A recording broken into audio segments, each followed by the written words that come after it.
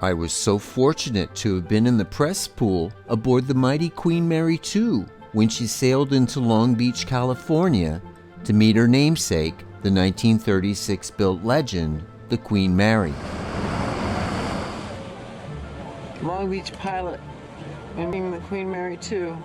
As we made our approach, I gathered with my press colleagues on the ship's foredeck, celebrating with some lovely, chilled Veuve Clicquot. Admittedly, trying to shoot videos and take photos while sipping from a champagne flute posed some practical challenges, but it was fun while it lasted. It was truly an honor to share that deck with some distinguished journalists like the much-missed Valerie Delia of New York One in those pre-influencer and AI years. At that time, Cunard had a savvy media team who celebrated real journalism, and I was honored to be among some of the industry's finest, like Sea Trade insiders Ann Kalosh and fellow historian and raconteur Ted Scull. This was also a rare opportunity to visit QM2's QE2 France Normandy-inspired foredeck as we entered the Long Beach breakwater, to be greeted by a flotilla of small craft and the celebratory plumes of a fireboat. In the skies above, helicopters buzzed, a couple of blimps hovered, and a team of skyriders spelled out a friendly welcome to Cunard's spectacular new ocean liner. A group of the QM2's officers gathered with Cunard's then president, Carol Marlowe, for a photo op as we gradually entered Long Beach Harbor.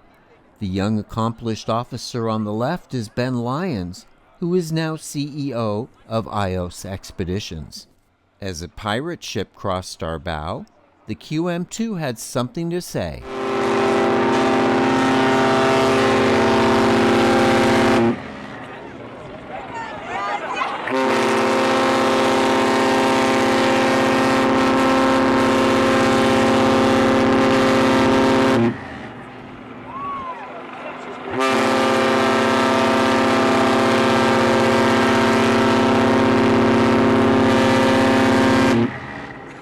And while the First Mary indeed responded, her whistles blew in the opposite direction and were muffled out by all the other noise. Here, if you look closely, you can see the masses of people gathered on Queen Mary's aft decks. To honor the original Mary, which was built at Clydebank, Scotland, a tryst of pipers saluted her with several Highland standards.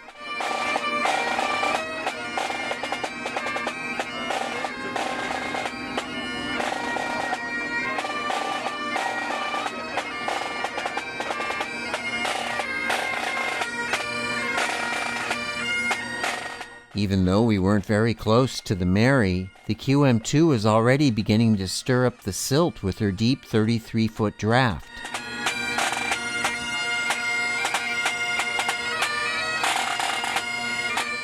One of the local sea lions even seemed to be telling us to keep our safe distance.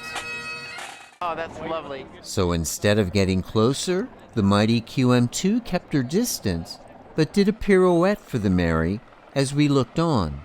It was a wonderful salute, the likes of which many of us thought we would never see again.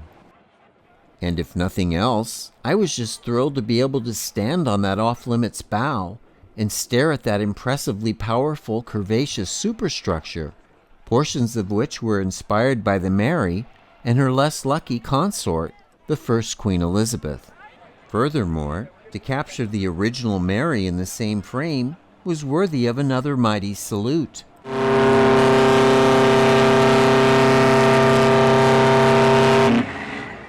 That Godzilla-like sound is actually one of the original Mary's Typhon whistles given to the QM2 that got the whole harbor chiming in response.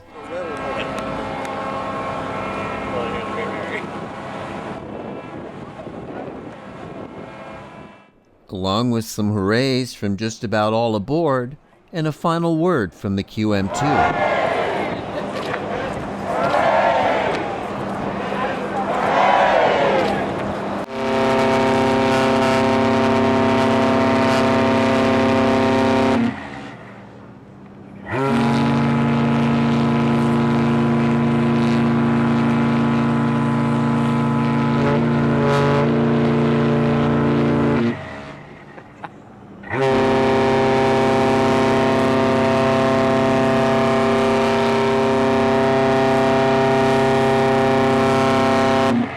And with that, QM2 symbolically curtsied, spun around, and continued onward to Ensenada. Oh yes, I remember the day she was launched. Do you? Wonderful. Yes, I was born in London. We all thought it was a once-in-a-lifetime event. Or just maybe, if we were lucky, a twice-in-a-lifetime event.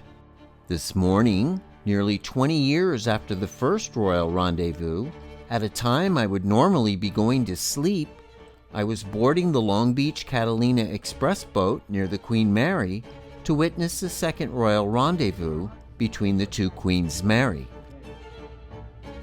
Knowing how far the QM2 had to stop last time, and with Carnival Cruise Line's Carnival Radiance butting in between the two ships today, I had my doubts, but nothing ventured, nothing gained. At that magical hour, even the Radiance radiated, and then, as we rounded her stern, there were audible gasps. There she is! The Queen Mary 2 was already much closer than she was on her first visit, and she was still maneuvering forward. Apparently, a very high tide, thanks to an almost full moon that loomed over the Queen Mary, had given the newer ship much more leeway.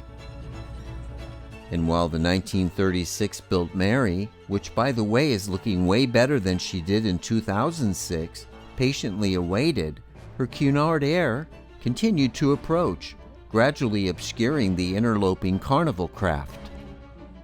And for any Carnival fans watching, I have nothing against the Radiance. I just think it was poor planning on the part of Carnival and Carnival-owned Cunard to have not figured out how they could have had the Radiance arrival delayed just by an hour. Imagine how much more exciting this event would have been for all aboard both ships and around the harbor if they used an iota of foresight. And now I'll let the two queens have their say.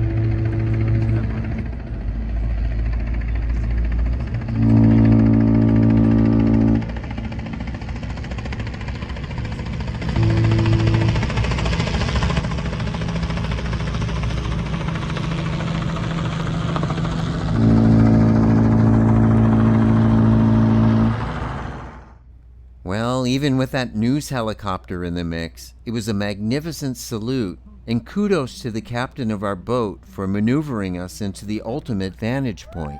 So while I may have had my doubts, this ended up being a fun and fulfilling encounter that I hope will happen again, but hopefully without any interlopers. Hooray! Hip, hip! Hooray! Hip, hip! Hooray! Let's give a big cheer! I hope they can hear us on board. If they can't, I'll say it anyways. Queen Mary 2, we love to have you in the harbor. Thank you for coming to say hello. Another heartfelt thank you goes to the fireboat crew and to QMI Restore the Queen, a nonprofit 501c3 dedicated to the restoration and preservation of the Queen Mary. For more info, go to www.qmi.care. And since we still have some time, let's take a spin around the brilliantly lit QM2.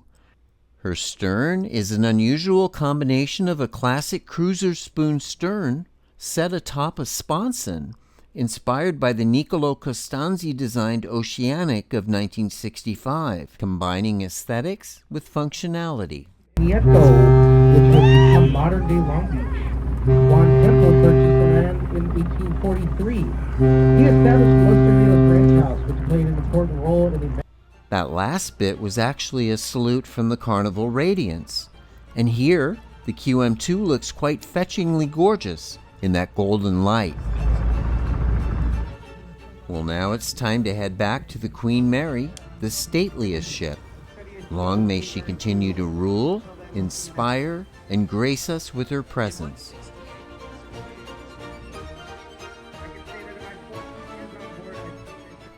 And Godspeed to her worthy successor, and long may she sail.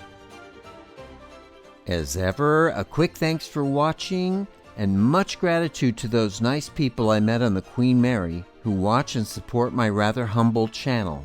It means the world to me. And if you love ships, you really should consider joining the Steamship Historical Society of America at sshsa.org.